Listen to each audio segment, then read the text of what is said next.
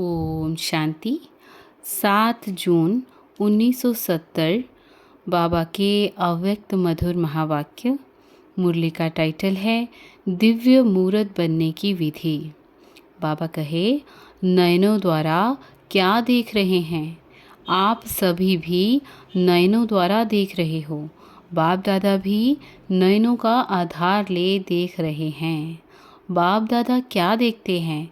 आप सभी क्या देख रहे हैं? देख रहे हो व देखते हुए भी नहीं देखते हो। क्या स्थिति है? बाप दादा क्या देख रहे, यही आप देख रहे हो। संकल्पों को कैच करने की प्रैक्टिस होगी तो संकल्प रहित सहज बन सकेंगे। ज़्यादा संकल्प तब चलाना पड़ता है जब किसके संकल्प को परख नहीं सकते हैं, लेकिन हर एक के संकल्पों को रीड करने की प्रैक्टिस होगी तो व्यर्थ संकल्प ज़्यादा नहीं चलेंगे और सहज ही एक संकल्प में, एक रस स्थिति में, एक सेकंड में स्थित हो जाएंगे। तो संकल्पों को रीड करना यह भी एक संपूर्णता की निशानी है। जितना जितना अव्यक्त भाव में स्थित होंगे उतना हर एक के भाव को सहज समझ जाएंगे। एक दो के भाव को ना समझने का कारण अव्यक्त भाव की कमी है। अव्यक्त स्थिति एक दर्पण है। जब आप अव्यक्त स्थिति में स्थित होते हो तो कोई भी व्यक्ति के भाव अव्यक्त स्थिति रूपी दर्पण में बिल्कुल स्पष्ट देखने में आएगा। फिर मेहनत नहीं करनी पड़ेगी। दर्पण को मेहनत नहीं करनी पड़ती है कोई के भाव को समझने में। जितनी जितनी अव्यक्त स्थिति होती है वह दर्पण साफ और शक्तिशाली होता है। इतना ही बहुत सहज एक दो के भाव को स्पष्ट समझते हैं। अव्यक्त स्थिति रूपी दर्पण को साफ और स्पष्ट करने के लिए 3 बातें आवश्यक हैं। उन 3 बातों में कोई एक बात भी सुनाओ। हर एक ने बताया। आज हर एक की सरलता, श्रेष्ठता और सहनशीलता, यह 3 चीज़ें एक एक की देख रहे हैं। इन तीनों बातों में से कोई एक भी ठीक रीति धारण है तो दर्पण स्पष्ट है। अगर एक बात की कमी है तो दर्पण पर भी कमी का दाग दिखाई पड़ेगा। इसलिए जो भी कार्य करते हो हर कार्य में 3 बातें चेक करो। सभी प्रकार से सरलता भी हो, सहनशीलता भी हो और श्रेष्ठता भी हो। साधारणपन भी ना हो। अभी कहाँ श्रेष्ठता के बजाय साधारणता दिखाई पड़ती है। साधारणपन को श्रेष्ठता में बदली करो और हर कार्य में सहनशीलता को सामने रखो और अपने चेहरे पर, वाणी पर सरलता को धारण करो। फिर देखो सर्विस व कर्तव्य की सफलता कितनी श्रेष्ठ होती है। अभी तक कर्तव्य की रिजल्ट क्या देखने में आती है? प्लान और प्रैक्टिकल में अंतर कितना है? अंतर का कारण क्या है? तीनों ही रूप में अभी पूर्ण प्लेन नहीं हुए हो। स्मृति में भी प्लेन, वाणी में भी प्लेन होना चाहिए।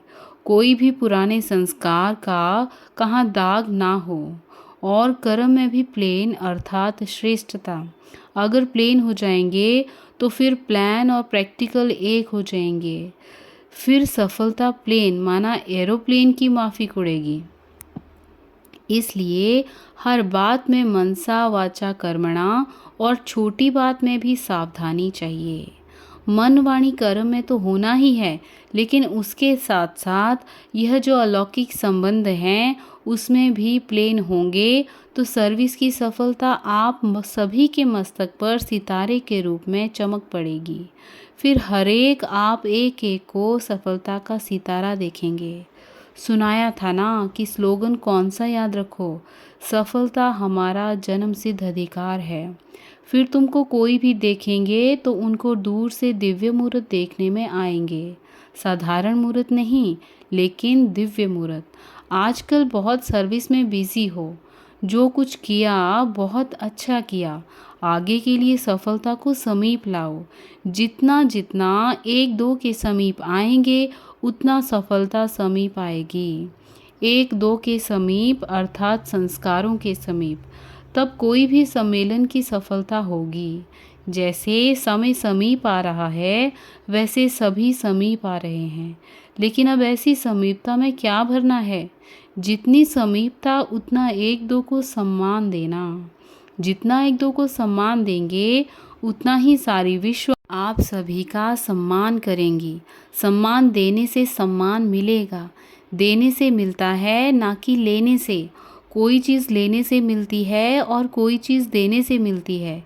तो कोई को भी सम्मान देना गोया सर्व का सम्मान लेना है। और भाषा में भी परिवर्तन चाहिए। आज सभी सर्विसेबल बैठे हैं ना, तो इसलिए भविष्य के इशारे दे रहे हैं। कभी भी कोई का विचार स्पष्ट ना हो तो भी ना कभी नहीं करनी चाहिए। शब्द सदैव हाँ निकलना चाहिए। जब यहाँ हाँ जी करेंगे तब वहाँ सतयुग में भी आपकी प्रजा इतना हाँ जी करेगी। अगर यहाँ ही ना जी करेंगे तो वहाँ भी प्रजा दूर से ही प्रणाम करेगी। तो ना शब्द को निकाल देना है। कोई भी बात हो पहले हाँ जी कहना ही दूसरों के संस्कार को सरल बनाने का साधन है। समझा? सुनाया था। वर्तमान समय जो कर्म कर रहे हो वह भविष्य के लिए लॉ बन रहे हैं। आप सभी का कर्म भविष्य का लॉ है। जो लॉ मेकर्स होते हैं वह सोच समझ कर शब्द निकालते हैं, क्योंकि उनका एक एक शब्द भविष्य के लिए लॉ बन जाता है। सभी के हर संकल्प भविष्य के लॉ बन रहे हैं। तो कितना ध्यान देना चाहिए। अभी तक एक बात को पकड़ते हैं, दूसरी बात छूट जाती है, लेकिन दोनों ही बातें याद रहें।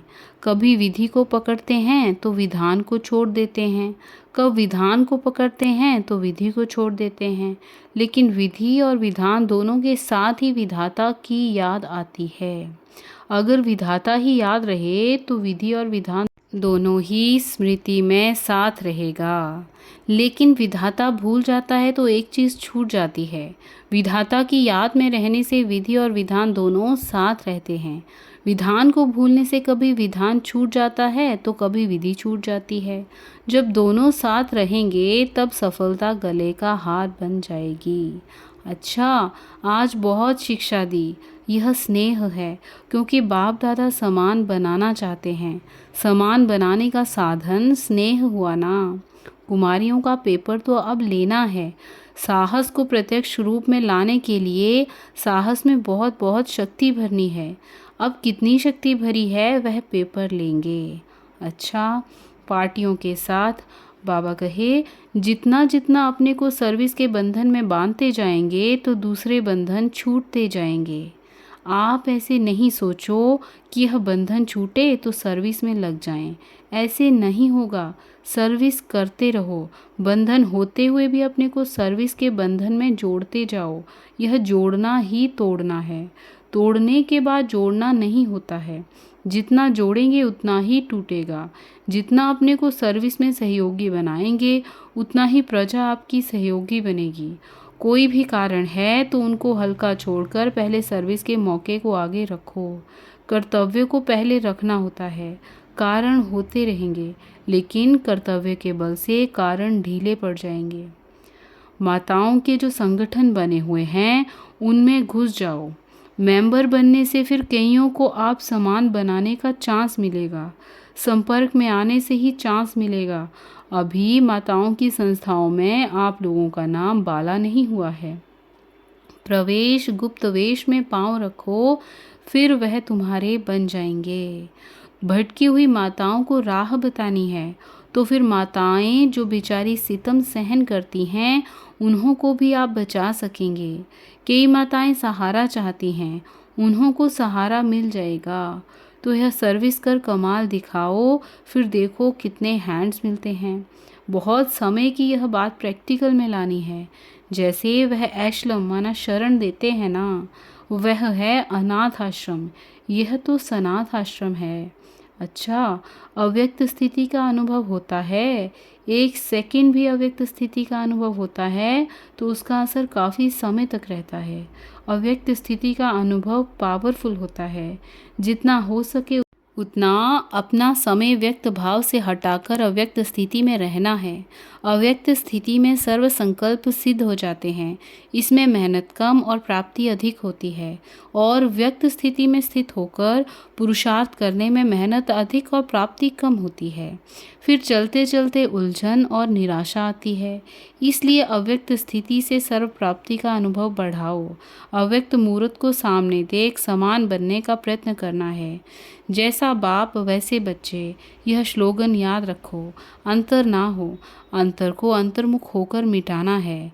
बाप कब निराश होते हैं, परिस्थितियों से घबराते हैं, तो बच्चे फिर क्यों घबराते हैं? ज़्यादा परिस्थितियों को सामना करने का साकार सबूत भी देखा।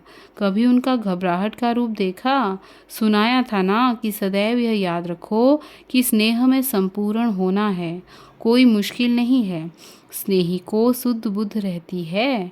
जब अपने आप को मिटा ही दिया, फिर यह मुश्किल क्यों? मिटा दिया ना। जो मिट जाते हैं वे जल जाते हैं। जितना अपने को मिटाना, उतना ही अव्यक्त रूप से मिलना। मिटना कम तो मिलना भी कम। अगर मेले में भी कोई मिलन ना मनाए तो मेला समाप्त हो जाएगा। फिर कब मिलन होगा? स्नेह को समानता में बदली करना है। स्नेह को गुप्त और समानता को प्रत्यक्ष करो। सभी समाया हुआ है, सिर्फ प्रत्यक्ष करना है। अपने कल्प पहले के समाये हुए संस्कारों को प्रत्यक्ष करना है। कल्प पहले की अपनी सफलता का स्वरूप याद आता है ना। अभी सिर्फ समाये हुए को प्रैक्टिकल प्रत्यक्ष रूप में लाओ। सदैव अपनी संपूर्णता का स्वरूप और भविष्य 21 जन्मों का रूप सामने रखना है। कई लोग अपने घर को सजाने के लिए अपने बचपन से लेकर अपने भिन्न भिन्न रूपों का यादगार रखते हैं। तो आप अपने मन मंदिर में अपने संपूर्ण स्वरूप की मूर्ति, भविष्य के अनेक जन्मों की मूर्तियां स्पष्ट रूप में सामने रखो। फिर और कोई तरफ संकल्प नहीं जाएगा। समीप रत्न के लक्षण क्या हैं? जो जितने जिसके समीप होते हैं, उतना संस्कारों में भी समानता होती है। तो बाप दादा के समीप अर्थात लक्षण के नज़दीक आओ। जितना चेक करेंगे उतना जल्दी चेंज होंगे। आदि स्वरूप को स्मृति में रखो। सतयुग आदि का और मर्जीवा जीवन के आदि रूप को स्मृति में रखने में मध्य समा जाएगा। स्नेही हो व सहयोगी भी हो। जिससे स्नेह होता है उनको रिटर्न में क्या दिया जाता है? स्नेह का रिटर्न है सहयोग। वह कब देंगे? जैसे बाप सर्वसमर्थ है, तो बच्चों को भी मास्टर सर्वसमर्थ बनना है। विनाश के पहले अगर स्नेह के साथ सहयोगी बनेंगे तो वर्षे के अधिकारी बनेंगे। विनाश के समय भल सभी आत्माएं पहचान लेंगी, लेकिन वर्षा नहीं पा सकेंगी, क्योंकि सहयोगी नहीं बन सकेंगी। कर्म बंधन शक्तिशाली है या ईश्वरीय बंधन? ईश्वरीय बंधनों को अगर तेज करो तो कर्म बंधन आप ही ढीले हो जाएंगे। बंधन से ही बंधन कटता है। जितना ईश्वरीय बंधन में बंधेंगे उतना कर्म बंधन से छूटेंगे। जितना वह कर्म बंधन पक्का है, उतना ही यह ईश्वरीय बंधन को भी पक्का करो, तो वह बंधन जल्दी कटेगा। बिंदु रूप में अगर ज़्यादा नहीं टिक सकते तो इसके पीछे समय ना गवाओ। बिंदी रूप में तब टिक सकेंगे जब पहले शुद्ध संकल्प का अभ्यास होगा। अशुद्ध संकल्पों को शुद्ध संकल्पों से हटाओ। जैसे कोई एक्सीडेंट होने वाला होता है, ब्रेक नहीं लगती तो मोड़ना होता है। बिंदी रूप है ब्रेक। अगर वह नहीं लगता तो व्यर्थ संकल्पों से बुद्धि को मोड़कर शुद्ध संकल्पों में लगाओ। कभी कभी ऐसा मौका होता है जब बचाव के लिए ब्रेक नहीं लगाई जाती है, मोड़ना होता है। कोशिश करो कि सारा दिन शुद्ध संकल्पों की सिवाय व्यर्थ कोई संकल्प ना चले। जब यह सब्जेक्ट पास करेंगे तो फिर बिंदी रूप की स्थिति सहज रहेगी। अच्छा, ओम शांति। ओम शांति।